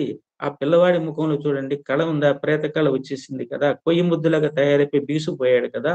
కాబట్టి మీ బాలుడు ఈ పాటికి చూడండి ఎంత తెలివో, మీ బాలుడు ఈ పాటికి మరో దేహంలో దూరిపోయే ఉంటాడు. అంటే ఈ ఈ ఆత్మ ఇంకొక దేహంలో ప్రవేశించిపోయింది. కాబట్టి మీ ఏడుపులు అతనికి వినిపిస్తాయా మీ పిచ్చిగాని? నా మాట విని ఇళ్ళకు పొండి అంది గ్రద్ద. ఇలా గ్రద్ద, జంబూకాలు ఒకదాన్ని వాదాన్ని మరొకటి ఖండిస్తుంటే బంధుజనులంతా దిక్కు తోచకుండా వాళ్ళకి 2 మాటలు, గ్రద్ద మాటలు, నక్క మాటలు 2 సబబుగానే అనిపిస్తుంది. దేని వాదన ఉంటే ఆ వాదనే సబబుగా ఉంటుంది. అదే హితంగా భావిస్తుంది వీళ్ళకి. వెళ్ళలేక ఉండలేక ఊగిసలాడుతున్నారు అని చెప్తూ భీష్ముడు అంటాడు, ధర్మజ అర్థమైందా? చీకట పడితే గ్రద్ద ఆ పిల్లవాడి మాంసం తినలేదు. అందుకని బంధువుల్ని వెళ్ళమని వైరాగ్యాన్ని వెళ్ళబోస్తుంది. ఇకపోతే నక్క విషయం చూసావా? చీకటి పడితే ఆ శవము గద్దకు దక్కదు. మొత్తం తనే తినొచ్చు. కనుక తానొక్కటే ఆరగించవచ్చు. అందువల్ల బంధువులను నుండి పొమ్మని ప్రేమను ఒలకబోస్తుంది. అంటే దేని స్వార్థం దానికనమాట. గృధ్ర జంబూకాలకు మాంసం ఆరగించాలనే ఉబలాటమే గాని ఈ మానవులపై గాని ఆ బాలుడిపై కానీ ఏ విధమైన అనురాగం వాళ్ళకి లేదన్నమాట.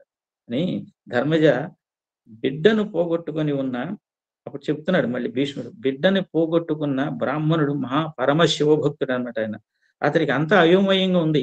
ఏమి గ్రద్ద వాదన, నక్క వాదన, ఏదో చూసి బంధువులు వెళ్ళిపోవడానికి ఉద్యుక్తులవుతుంటే ఏం చేయాలో అర్థం కాలేక అతనికి అయోమయంగా చేసినప్పుడు అప్పుడు గుర్తొచ్చింది దైవభక్తికి. శివ, నువ్వే నాకు దిక్కు, నన్ను కాపాడాలంటూ ఆర్తితో ప్రార్థిస్తే శివుడు ప్రత్యక్షం అయ్యాడంట. పిల్లవాడిని బ్రతికించి భక్తుడైన బ్రాహ్మణుణ్ణి ఆశీర్వదించాడు. పునర్జీవితుడైన బాలుని వెంట పెట్టుకుని ఆ బంధువులందరూ ఏం చేశారంటే ఆనందంగా ఎవరింటికి వాళ్ళకి గృహోన్ముఖులయ్యారు. కాబట్టి ధర్మపుత్ర, ఆపత్ సమయాలలో శత్రువులు మిత్రుల రూపంలో గోచరిస్తుంటారు. వివేకంతో మసలుకుంటూ విపత్తుల నుండి బయటపడాలి అని చెప్తాడన్నమాట భీష్ముడు. చెప్పిన తర్వాత ఇక్కడ ధర్మ సూక్ష్మం ఏంటంటే దైవ రహస్యం కూడా దాగి ఉందన్నమాట ఈ విషయంలో. భగవద్భక్తి ఎప్పుడు వృధా కాదు. ప్రాణాలు తీయాలని చూసినా ప్రాణదాత ప్రాణాలను రక్షిస్తూనే ఉంటాడు. ప్రాణులు ఏం చేస్తారంటే ప్రాణాలు తీయాలని చూసినా ప్రాణదాత ప్రాణాలను ఎప్పుడు రక్షిస్తూనే ఉంటాడు. శిక్షించేవాడికి 2 చేతులైతే రక్షించేవాడికి 1000 చేతులు అని మనం గమనించాలి. శివుడిని నమ్ముకున్నందుకు అనంత దుఃఖం నుండి విడివడి సుఖించాడు ఆ బ్రాహ్మణుడు. ఇకపోతే ఇదంతా అయిపోయిన తర్వాత మోక్షధర్మం, ఇది ఆపద్ధర్మం. ఒకటి బ్రాహ్మణుడి కథ, ఒకటి ఎలుక పిల్లి కథ మనం విన్నాం అనమాట. ఇప్పుడు మోక్ష ధర్మం అంటే ఏంటి? అసలు మోక్షం అంటే ఏమిటి?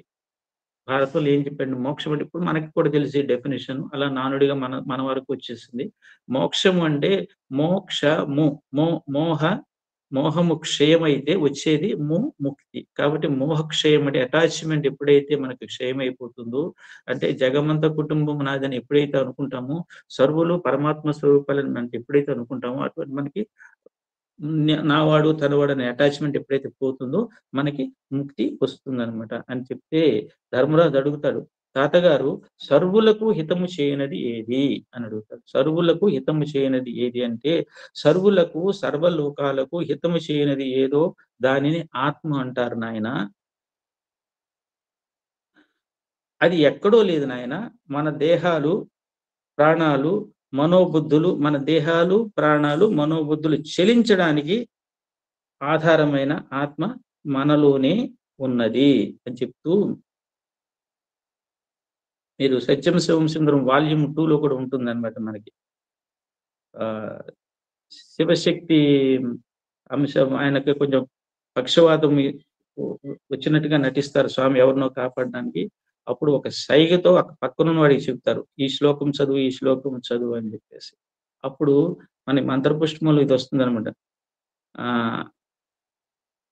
అది చిన్న 2 లైన్లు చెప్తాను నేను. అంటే పరమాత్మ ఎక్కడ ఉన్నాడు అని మనం తెలుసుకోవడం. పరమాత్మ ఎక్కడో లేడు, ప్రతి దేహములో కూడా ఒక కాంతి రూపంలో ప్రకాశిస్తున్నాడు అని చెప్పడానికి నీలతో యద మధ్యస్థ విద్యుల్లేకేవ భాస్వర నీవార శూకవత్తన్వి పీతాభస్వచ్చనుపమా తస్యా శిఖాయే మధ్యే పరమాత్మ వివస్థిత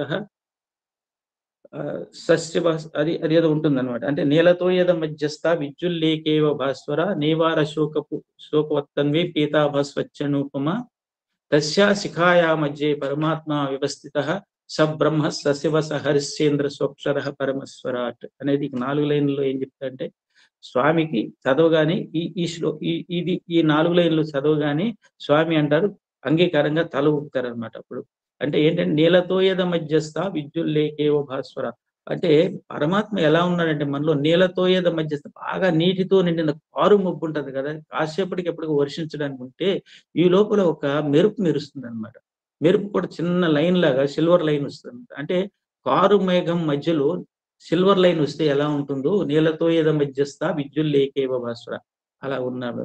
పీతాభాస్వచ్చనూపమ నీవార శూకవత్తన్వి పీతాభాస్వచ్చనూపమ అంటే అది పసుపచ్చని రంగులో ఒక వడ్ల గింజ మొనంతా మన దేహంలో ప్రకాశిస్తుంది అనమాట. తస్యా శిఖాయా మధ్యే పరమాత్మ వివస్థిత ఆ అగ్నిశిఖ మధ్యలో పరమాత్మ వ్యవస్థితుడై ఉన్నాడు అనమాట. ఆయనే సబ్రహ్మ సశివ సహరిశ్చేంద్ర సోక్షర పరమస్వరాట్. ఆయనే బ్రహ్మ, ఆయనే శివుడు, అంత పరమ విరాట్ స్వరూపుడు కూడా ఆయనేనని చెప్తుంది. కాబట్టి మనకి ఆత్మస్వరూపుడుగా భగవంతుడు మన హృదయంలో ఉన్నాడు. కాబట్టి మన ఆత్మసాక్షిగా నడుచుకోవాలి. కాబట్టి ఆత్మసాక్షిగా అంటే ఆత్మ ఎప్పుడు కూడా, బుద్ధి ఎప్పుడు కూడా నీకు సక్రమమైన మార్గాన్ని బోధిస్తుంది తప్ప మనసు రకరకాలుగా చెప్తుంది. కాబట్టి మనసును త్రొక్కిపెట్టి మనము బుద్ధిని ప్రచోదనం చేయాలి. చూడండి, సత్యసాయి సేవ ట్రస్ట్ అంటాం. ఆ ట్రస్ట్ అంటే ఏంటి? TRUST ట్రస్ట్ అంటే ఏంటి అనుకుంటాము? తమో గుణాన్ని రజోగుణం అండర్లో ఉంచాలి. తమో గుణం TRU, తమో గుణం రజోగుణం అండర్, అండర్ సత్వగుణాన్ని, తమో గుణం రజోగుణాన్ని తొక్కిపెట్టి సత్వగుణ ప్రధానులమైతే అది ట్రూత్ మనకి మోక్షానికి దారి తీస్తుంది అనమాట అని అనుకోవాలి. ట్రస్ట్ పుట్టుట, పెరుగుట, క్షీణించుట, నశించుట అనేవి ప్రత్యక్షంగా కనిపించే దేహ ధర్మాలనైనా. కాబట్టి పుట్టుతాము, పెరుగుతాము, క్షీణించుతాము, నశిస్తాము అంటే సృష్టి, స్థితి, లయ ఇవన్నీ కూడా దేహ లక్షణాలు అనమాట. ఇవన్నీ కూడా ఇవేవి ఆత్మధర్మాలు కావు అని చెప్తూ, అమావాస్య నాడు చంద్రుడు కనిపించడు, అంత మాత్రం చంద్రుడు నశించినట్లేనా? అమావాస్య నాడు చంద్రుని స్థూల శరీరం క్షీణిస్తుంది, అందుకని చంద్ర దర్శనం కాదు. ఆత్మ కూడా అంతేనాయన. దేహం ఉన్నంత వరకు చేతనత్వం మనకు తెలుస్తూనే ఉంటుంది. శరీరం నశించగానే శరీరి చంద్రుడిలాగా కనిపించడు, అంత మాత్రాన ఆత్మ లేనిది కాదు, ఉన్నదే కానీ తెలియట్లేదు మనకి అని చెప్తూ, నాయన ఆత్మయే తాను అని తెలుసుకొని ఆత్మవిధుడు ఆప్తకాముడై తన స్వరూపముతో హిమవన్నగములాగా స్థిరంగా ఉంటాడనమాట. ఆత్మవిధుడు లక్షణాలు ఎలా ఉంటాయని కూడా చెప్తాడండి ఇక్కడ. ప్రాప్తించిన వాటికి దుఃఖించడు, గతించిన వాటికి శోకించడు. కాబట్టి వాటిని మనసులో కూడా స్మరించడు. నిందాస్తుతులకి వికారము చెందడు. అతడు ఎవరికీ బంధువు కాదు, తనకెవ్వరూ బంధువులు ఉండరు. ఈ విధంగా అన్ని పరిస్థితుల్లో కూడా ప్రశాంతంగా ఉంటాడు ఆయన. కోపం తెలియని వాడు, ఇతరులకు ద్రోహము చేయని వాడు, సర్వులకు హితము చేయుటైంది ఆసక్తి కలిగిన వాడు, అందరికీ పూజ్యుడు, సుఖాలతో పొందులేని వాడు. ఈ విధంగా ఏంటంటే మంగళ కార్యక్రమాలు నిరంతరం చేస్తాడు ఆయన. సర్వలోక ప్రియుడు అని చెప్తూ మోక్ష ధర్మాన్ని, సర్వులకు హితము చేయని ఆత్మసాక్షి ప్రకారం నడుచుకోని ఆయన. అక్కడ నువ్వు బుద్ధిని ఉపయోగించు. ఇప్పుడు మనం చదువుతాం కదా, ఓం సాయి ఈశ్వరాయ విద్మహే సత్యదేవాయ ధీమహి తన్న సర్వ ప్రచోదయాత్ అని. ఓ సాయి, నువ్వు ఈశ్వరుడు అని తెలుసుకున్నాను, నా బుద్ధిని ప్రచోదనం చెయ్యి, దాన్ని నా మెంటల్ ఫ్యాకల్టీస్ అన్నింటినీ కూడా సరైన మార్గంలో ప్రయాణించేటట్టు చేయని మనం అడుగుతున్నాం కదా. అదే విషయం అనే భీష్ముడు ఇక్కడ మనకి చెప్పాడు అనమాట. అంటే శాంతిపరం ఇక్కడికి ఇంకా కొన్ని క్వశ్చన్స్ ఉన్నాయి అన్నమాట.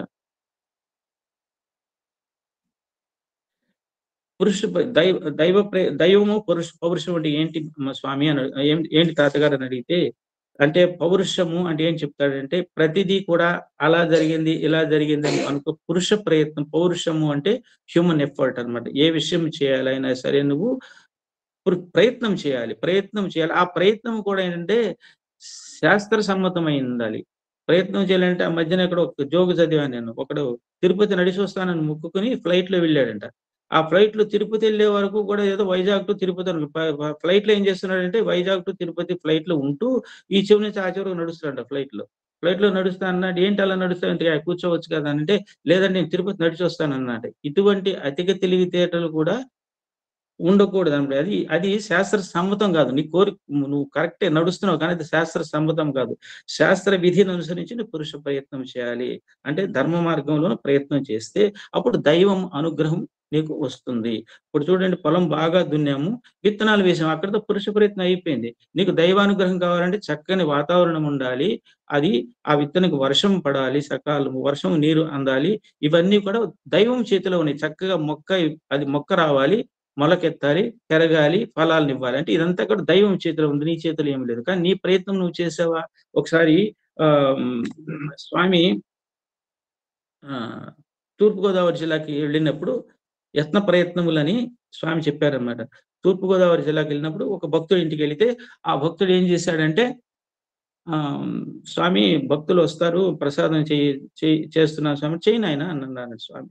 చేస్తే ఆ భక్తుడు అనుకున్నాడట 150 మంది దాకా రావచ్చు అని చెప్పేసి చక్కగా ఏదో ఆహ్, ఏదో చేశాడు. చక్కెర పొంగల్ లాంటిది చేశాడు. చేసిన తర్వాత తీరా చూస్తే 450, 500 దాకా భక్తులొచ్చేసారండి. అందులో స్వామి అంటే ఆగుతారా జనం? వచ్చేస్తే ఏం చేయాలో అర్థం గాక స్వామి అన్నారంట, స్వామి దగ్గరికెళ్ళాను. స్వామి చూస్తేనేమో 150 మందికి ప్రసాదం చేశాను స్వామి. ప్రయత్నం చేశాడు. అది చూస్తే 450 మందున్నారు స్వామి అని చెప్తే, స్వామికి ఇప్పుడు అయి మామూలే కదా! వెళ్లారు చూసారు. దాని మీద తన నీటితో ఏదో అభిమంత్రించారు. అభిమంత్రిస్తే అది క్షయమైపోయింది. 450 మందికంటే ఇంకా మిగిలిపోయింది ప్రసాదం. ఇది మామూలుగా రొటీన్‌గా జరిగే విషయమే. అంటూ అన్నారంట, ఆ భక్తుడు ఎంతో కంగారు పడ్డాడు. 150 మందికి చేసిన ప్రసాదం 450 మంది ఇంతమందొచ్చారు ఎలా సరిపెట్టాలా అని. కానీ ఎప్పుడు కూడా యత్నము చేశాడు గదా! అతను. యత్నం చేయాలి. పురుష ప్రయత్నం. పురుషం అంటే ఇక్కడ ఆడ, మగ కలిపి పురుష ప్రయత్నం అంట. పురుషుడు అంటే ఏంటంటే అక్కడ హ్యూమన్ ఎఫర్ట్ అంటే ఏంటంటే ఆడవాళ్ళే మగవాళ్ళనే కాదు. మానవ ప్రయత్నం చేశాడు. అతను చేశాడు కదా! చేసినప్పుడు అతను సహృదయతతో స్వార్థం లేకుండా చేశాడు. చేసి తన అశక్తతని భగవంతుడి దగ్గరికి వెళ్ళబుచ్చుకున్నాడు. అప్పుడు దైవానుగ్రహం ఉంటుంది కదా! ప్రయత్నం అంటూ అతను చేశాడు కాబట్టి దాన్ని నేను ఎలా వదిలిపెట్టేసి అతన్ని అభాసుపాలు చేస్తాను. కాబట్టి దాన్ని నేను క్షయం చేశాను. అంటే మీరు నా అనుగ్రహం పొందాలంటే మీ ప్రయత్నం కూడా ఉండాలని స్వామి కూడా ఈనాడు మనకి భీష్మ పితామహునిలాగానే మనకు కూడా ఆయన కూడా బోధించారనమాట. అలాగే పితృయజ్ఞాలు ఎలా చేయాలి స్వామి అనంటే పితృ పితృయజ్ఞ శ్రాద్ధ కర్మలు చాలా శాస్త్ర విహితంగా చేయాలి అని చెప్తూ అన్నాడంట. ఆ రోజుల్లోనట ఆహుతులు అందుకోవడానికి ఈ రోజుల్లో కాదండి. ఆ రోజుల్లో ఆహుతులు అందుకోవడానికంటే వచ్చే దేవతలు కూడా కనపడేవాళ్ళంట వీళ్ళకి. అది నీళ్ళలో గాని, ఇది గాని కూడా.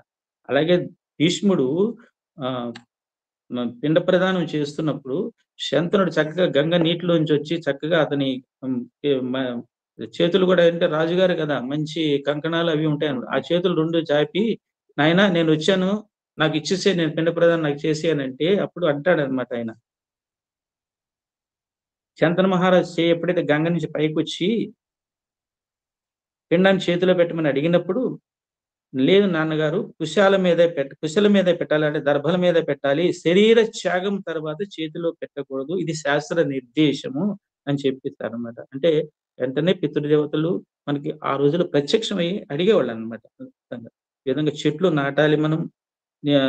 చెట్లు నాటాలి.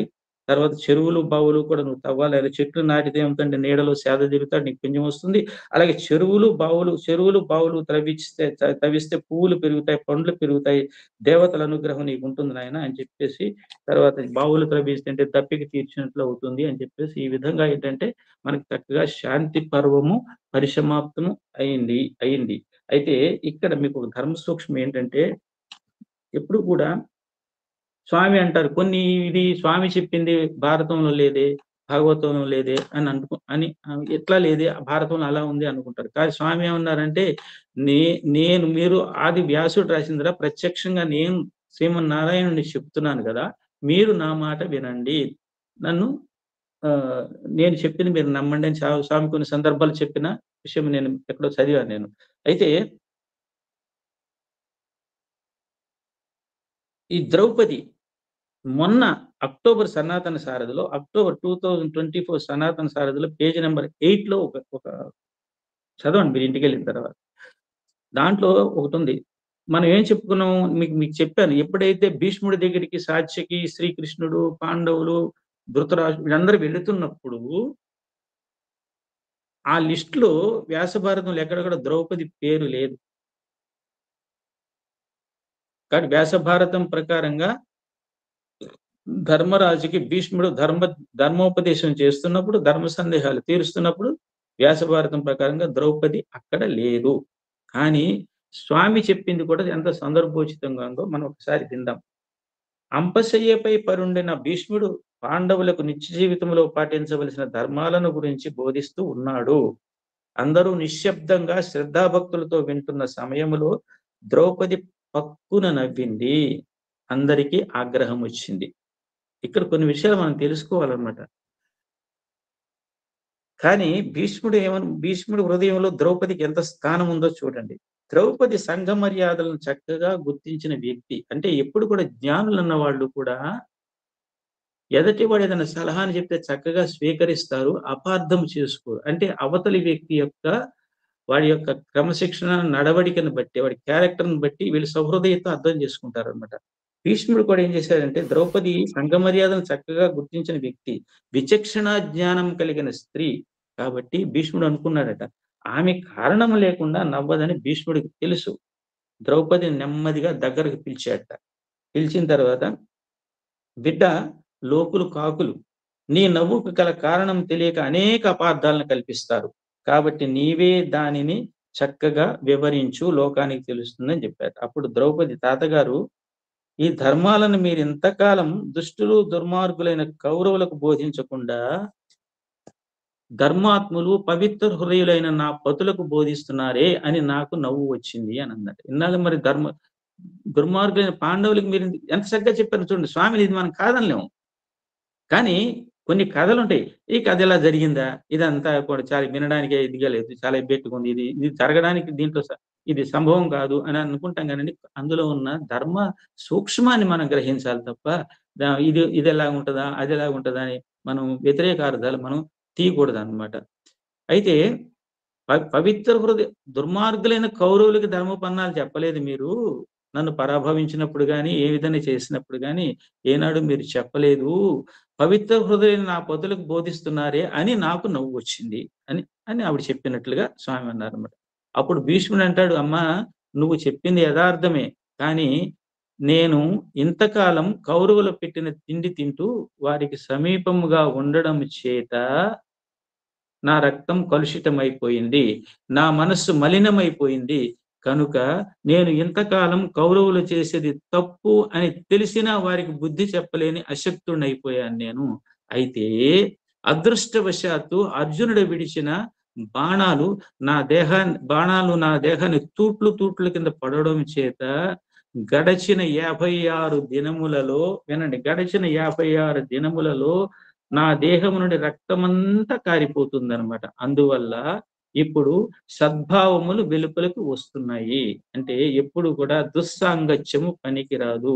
దుస్సాంగత్యం వల్ల ఏమవుతుందంటే మనము అశక్తులు అయిపోతాము. ఇది ధర్మము, అది అధర్మం అని మనము చెప్పలేని పరిస్థితిలోకి మనం వస్తాము. కాబట్టి ఈ రోజుకి నేను ఇక్కడితో ఆపేస్తున్నాను. కారణం ఏంటంటే మళ్ళీ నేను అనుశాసనిక పర్వంలోకి వెళ్ళానంటే ఇవాళ నేను పూర్తి చేయడం చాలా కష్టం. అది కూడా చాలా విస్తృతంగా ఉంటుంది. అందులో కూడా కొన్ని రాజధర్మాలు ఉంటాయి. అనుశాసనిక అంటే ఏంటంటే శాసనాలు అనమాట. చివరిగా ధర్మజుడికి భీష్ముడు అందజేసిన సందేశం అనమాట అది. దానితో ఏంటంటే భీష్మ నిర్యాణం కూడా అయిపోతుంది అనమాట. అది వీలైతే నెక్స్ట్ మంత్ లో మనం చెప్పుకుందాం. ప్రత్యేకంగా నాకు ఈ అవకాశాన్ని ఇచ్చిన, చక్కని సలహాని ఇచ్చిన శ్రీ ఎమ్మెల్యన్ గారికి ప్రత్యేకమైన ధన్యవాదాలు తెలియజేసుకుంటూ, మీరందరూ ఇంతవరకు కూడా నాకు మానసికంగా, భౌతికంగా మీరు దొరికినందుకు, మీరందరూ కూడా చక్కగా శ్రద్ధగా విన్నందుకు కృతజ్ఞతలు తెలియజేసుకుంటూ, చక్కని సాంకేతిక సహకారం అందించిన పద్మ గారికి, పార్థసారథి గారికి, వీరందరికీ కూడా ప్రత్యేకమైన ధన్యవాదాలు తెలియజేసుకుంటూ, మరి ఒక్కసారి నాకు అవకాశం ఇచ్చిన శ్రీ ఎమ్మెల్యన్ గారికి కృతజ్ఞతలు తెలియజేసుకుంటూ, జై Sairam. Jahnavi, you can sing that Kirtana, then we can conclude.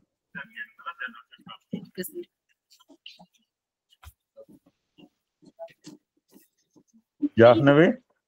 Yes, sir. Singing, Okay. singing. Yes.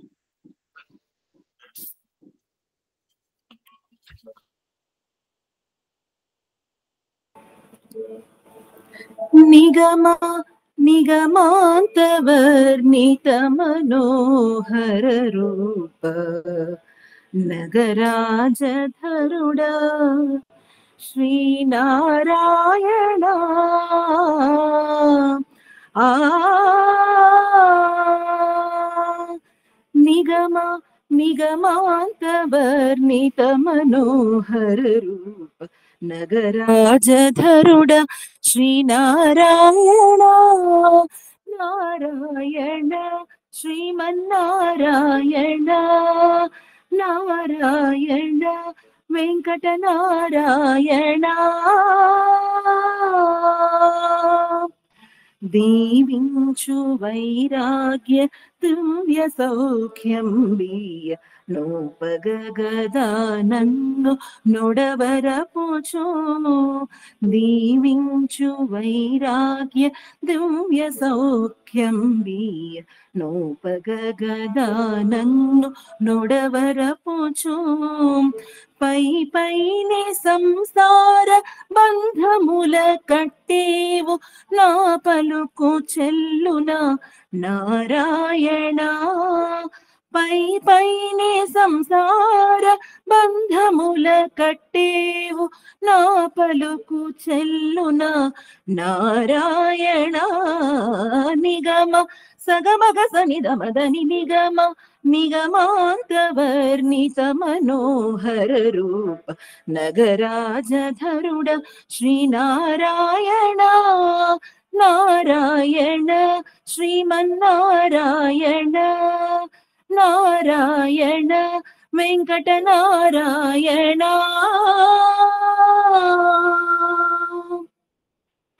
Nisa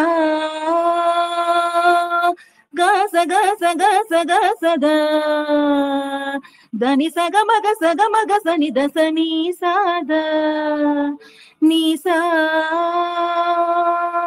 గస గస గస గసద దని సగమగ సగమగ సని దస నీ సాద సగమ గమద మదని దని సాగమ సని దమగ స వివిధ నిర్బంధముల వెడల ద్రోయక నన్ను భవసాగరమున దడబడ చేతురా వివిధ నిర్బంధముల వెడల ద్రోయక నన్ను భవసాగరమున దడబడ చేతురా దివిజేంద్ర వంద్య శ్రీ తిరువేంకటాద్రీశ హరే హరే హరే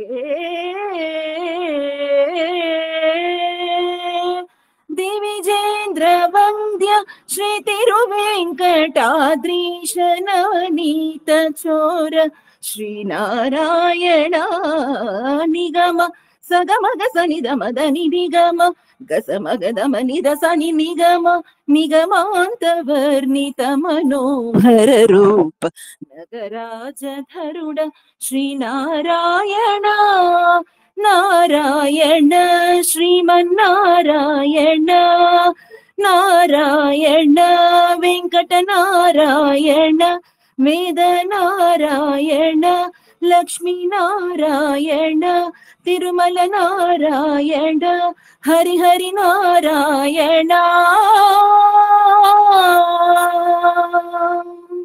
సాయిరామ్.